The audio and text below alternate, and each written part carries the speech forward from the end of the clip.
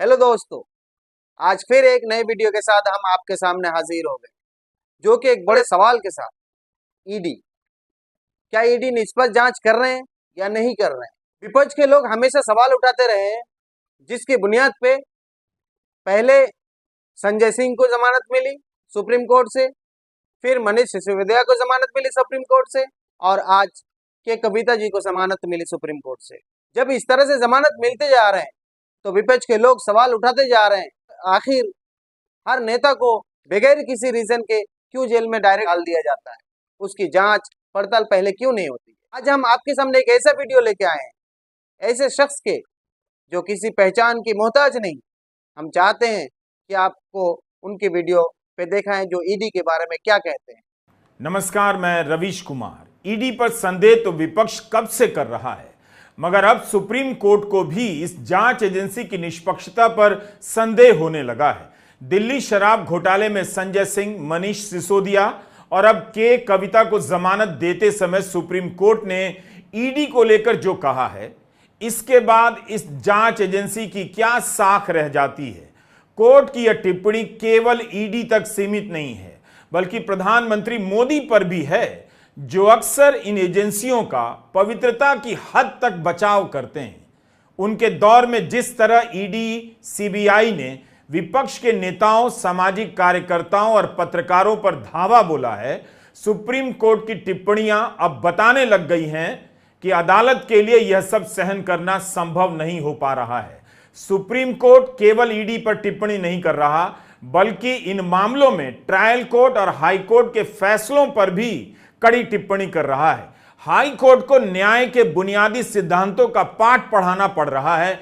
ED की वजह से कोर्ट को इतना कुछ करना पड़ रहा है। यह सब कुछ आपके सामने हो रहा था और अब सब कुछ आपके ही सामने बाहर आने लगा है। मार्च के महीने में के कविता को दिल्ली शराब घोटाले में गिरफ्तार किया गया। उस समय लोकसभा चुनाव चल रहे थे। 5 महीने जेल में रहने के बाद 27 अगस्त को उन्हें जमानत मिली है। तेलंगाना के पूर्व मुख्यमंत्री के चंद्रशेखर राव की बेटी और भारत राष्ट्र समिति नेता के कविता को भी दिल्ली शराब नीति घोटाले में मनी लॉन्ड्रिंग और भ्रष्टाचार के मामलों में गिरफ्तार किया गया था। Justice B R. गवई और जस्टिस के.वी. विश्वनाथन की खंडपीठ सुनवाई कर रही थी। इस खंडपीठ ने अभियोजन पक्ष सीबीआई, ईडी की निष्पक्षता पर सवाल उठाते हुए कहा कि कुछ आरोपियों को सरकारी गवाह बनाने में उनके चयन का आधार सही नहीं लगता। Justice B R. गवई ने कहा कि अभियोजन पक्ष को निष्पक्ष होना ही चाहिए। जो व्यक्ति दोषी नजर आता है उसे गवाह बना दिया जाता है। कल आप अपनी मर्जी से किसी को भी उठाकर गवाह बना देंगे। आप किसी भी आरोपी को चुनकर गवाह नहीं बना सकते हैं। यह किस प्रकार की निष्पक्षता है? क्या यही उचित निष्पक्षता और विवेक है? हमने जस्टिस बी.आर. गवई के इस कथन का शब्दशः अनुवाद नहीं किया है, लेकिन उनके कहने का यही भाव है। दिल्ली शराब घोटाले में ईडी ने जिसे गिरफ्तार किया, उनमें से कईयों को गवाह बना दिया और गवाह बनाते ही उन्हें जमानत मिल गई। उनकी गवाही पर दूसरे लोग जेल में चले आए। गवाहों वाली यह बात इस केस में बहुत अहम है। यह तो मार्च के महीने से सुप्रीम कोर्ट के सामने कही जा रही है। जब संजय सिंह के मामले में सुनवाई हो रही थी, तब भी कोर्ट के सामने उनके वकील ने यही कहा। अभिषेक मनु सिंघवी का तर्क था कि जिस व्यक्ति के बयान के आधार पर गिरफ्तारी हुई, उसने संजय सिंह का नाम लेने से पहले 9 बयानों में उनका नाम ही नहीं लिया। संजय सिंह से पैसे की कोई बरामदगी नहीं हुई। अब वही दिनेश अरोड़ा सरकारी गवाह बन गया। ईडी ने अपनी आपत्तियां हटा ली और अगस्त 2023 में दिनेश अरोड़ा को जमानत मिल गई। उस समय सुनवाई करने वाले कोर्ट ने कहा था ईडी स्मार्ट बन रही है। सिंघवी ने बताया कि दिनेश अरोड़ा ने न्यायिक हिरासत में भेजे जाने के बाद पहली बार संजय सिंह पर आरोप लगाया।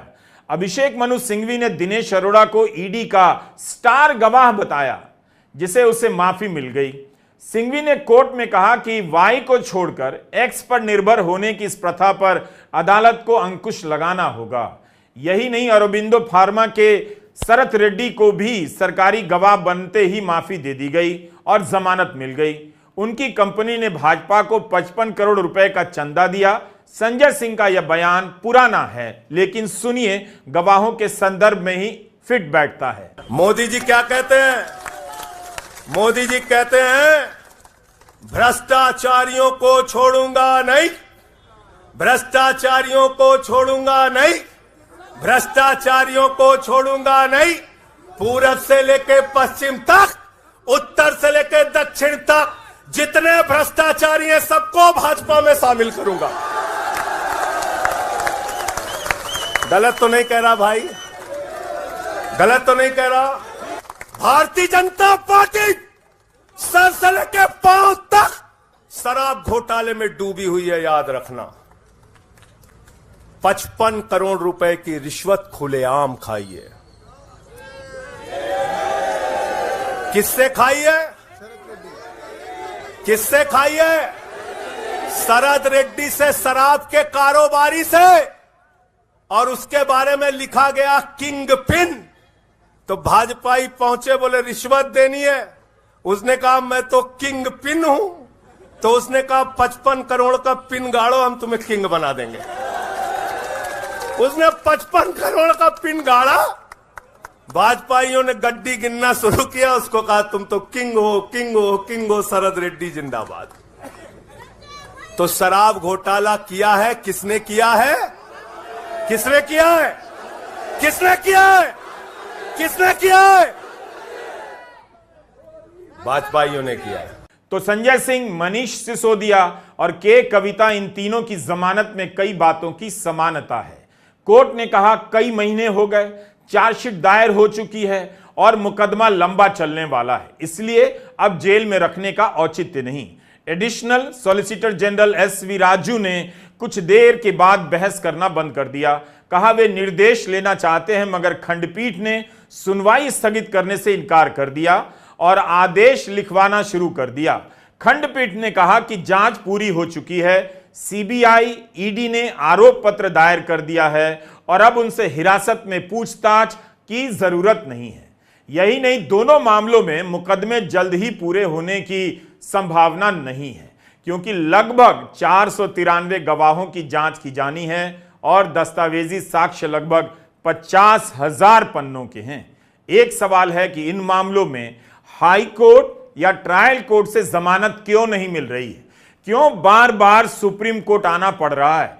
मनीष सिसोदिया को जमानत देते हुए जस्टिस बी.आर. गवई और जस्टिस के.वी. विश्वनाथन की खंडपीठ ने इसका जवाब दिया। जस्टिस गवई ने कहा सवाल है कि क्या ट्रायल कोर्ट और हाई कोर्ट ने इस बात पर विचार किया है कि ट्रायल में देरी हो रही है? हमारी नजर में इसे अनदेखा किया गया है। यह कितनी महत्वपूर्ण बात है। कोर्ट ने कहा कि हमने महसूस किया है जमानत देने के मामलों में निचली अदालतें सेफ खेल रही हैं। ओपन एंड शट मामलों में भी जमानत देने के नियम की कई बार पालना नहीं होती। इसके चलते सर्वोच्च न्यायालय के पास जमानत याचिकाओं का ढेर लग जा रहा है। समय आ गया है कि ट्रायल कोर्ट और हाई कोर्ट समझे कि जमानत नियम है और जेल अपवाद।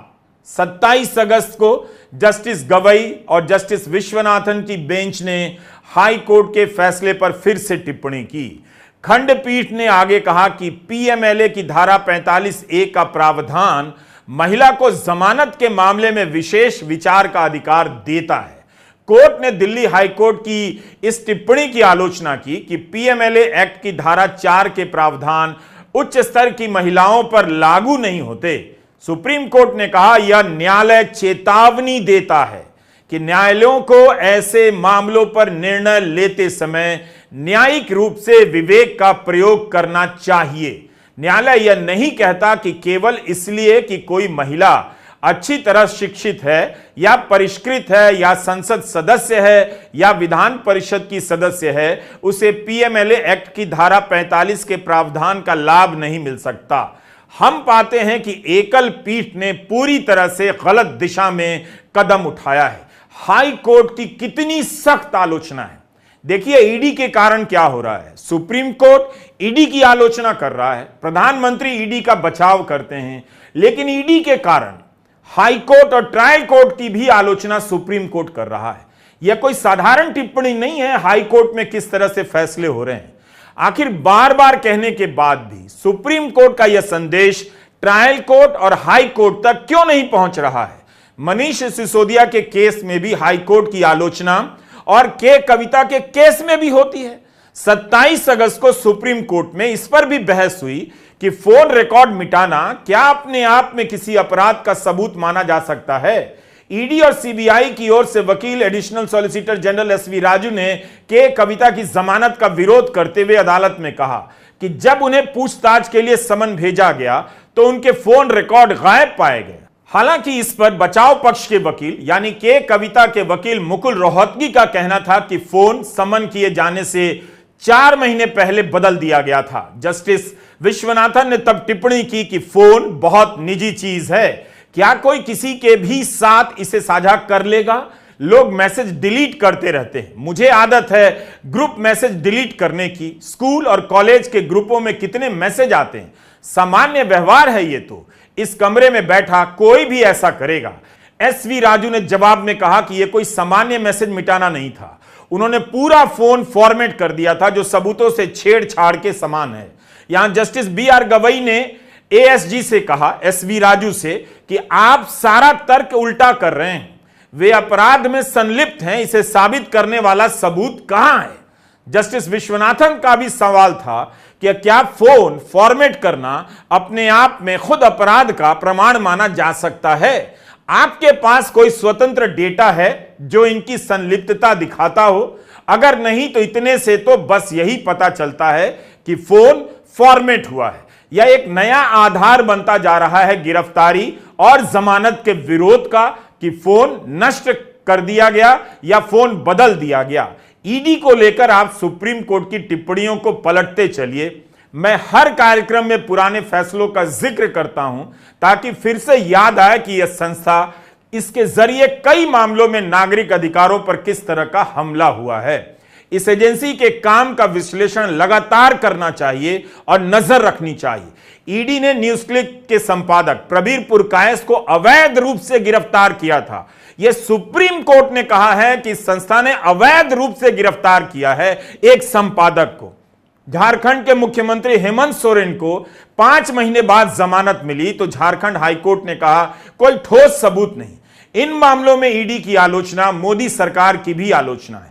हर बार प्रधानमंत्री मोदी ने ईडी का बचाव किया है, इसके बाद भी सुप्रीम कोर्ट की टिप्पणियां उजागर कर देती हैं कि इस एजेंसी का किस तरह से इस्तेमाल हो रहा है या इसका काम कैसा है। छत्तीसगढ़ के राशन घोटाला को लेकर सुप्रीम कोर्ट के जस्टिस ASO का और जस्टिस ऑगस्टिन जॉर्ज मसीह की बेंच ने ईडी की खूब आलोचना की और कहा कि ईडी 4 साल से जांच ही कर रही है, ट्रायल शुरू नहीं हुई। के कविता के केस में भी उनके वकील मुकुल रोहतगी ने यही कहा कि कविता से कुछ भी बरामद नहीं हुआ, मनीष सिसोदिया से भी कुछ भी बरामद नहीं हुआ, संजय सिंह से भी कुछ भी बरामद नहीं हुआ, लेकिन ये लोग 17 महीने, 7 महीने और 5 महीने तक जेल में रहे। मुकुल रोहतगी ने कहा कि यह आरोप पूरी तरह से गलत है कि उन्होंने किसी गवाह को धमकाया है। मुकुल रोहतगी ने मनीष सिसोदिया के केस का हवाला दिया, कहा कि सुप्रीम कोर्ट के फैसले ने मील के 2 पत्थर कायम किए हैं। जमानत मिलना नियम है, जेल अपवाद है। अगर ट्रायल में देरी होती है तो जमानत दी जाएगी। फिर सवाल उठता है कि यह नजीर दिल्ली दंगों के मामलों में गिरफ्तार किए गए आरोपियों पर क्यों नहीं काम करती है। दिल्ली दंगों के आरोप में गुलफिशा फातिमा, मीरान हैदर, अब्दुल खालिद सैफी, उमर खालिद, शर्जिल इमाम, मोहम्मद सलीम खान, सलीम मलिक, शिफाउर रहमान, शादाब अहमद, अतहर खान कब से जेलों में बंद हैं।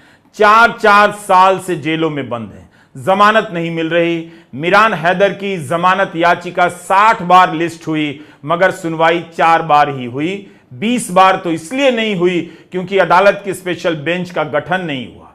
वो किस लिए? क्योंकि एक जज छुट्टी पर थे। इसी 25 अगस्त को मीरान हैदर को अदालत से पहली बार 10 दिनों की अंतरिम जमानत मिली है। उनकी बहन की नवजात संतान की मृत्यु के कारण मानवीय आधार पर जमानत दी गई। जमानत के इंतजार में ही परिवार बिखर रहे हैं और खत्म हो रहे हैं। इनके लिए कब कौन सी अदालत कहेगी जमानत नियम है, जेल अपवाद है। तो ईडी को लेकर नए सिरे से विचार करने की जरूरत है। इस विभाग के अंदर क्या हो रहा है, कौन कर रहा है इस तरह का काम, इस सवाल को ऐसे नहीं जाने दिया जा सकता है। संसद के भीतर इस पर चर्चा होनी चाहिए, नागरिकों के बीच होनी चाहिए। अदालतों की तमाम टिप्पणियों को भुला दिया जाता है, लेकिन बार बार याद करने की जरूरत है। इसी साल 1 मई को राउज एवेन्यू कोर्ट के स्पेशल जज विशाल गोगने ने ईडी को फटकार लगाई। ईडी जब पीएमएलए कानून के कड़े प्रावधानों का प्राइवेट अस्पताल के एक डॉक्टर के खिलाफ इस्तेमाल करने लगी तो कोर्ट ने कहा इस मामले में ईडी एक आम नागरिक को धारा 50 की कठोर प्रक्रिया के अधीन करना चाहती है। इसका कोई औचित्य नहीं हो सकता। कोर्ट ने कहा कानून और न्यायालय के प्रति एक जवाबदेह एजेंसी के रूप में ईडी अपने आप को मनचाहे अधिकार नहीं दे सकती। एक सरकारी एजेंसी से भी यह अपेक्षा की जाती है कि वह नागरिक अधिकारों की हिमायती हो। ऐसे में अदालत निश्चित रूप से ईडी के इस पूर्ण रूप से निरंकुश कृत्य को उजागर करने और खारिज करने में चूक नहीं करेगी। यह सब अदालतों का कहा हुआ है। न जाने कितने बेगुनाह ईडी के चंगुल में फंस गए और उनका जीवन बर्बाद हो गया होगा। नमस्कार, मैं रवीश कुमार।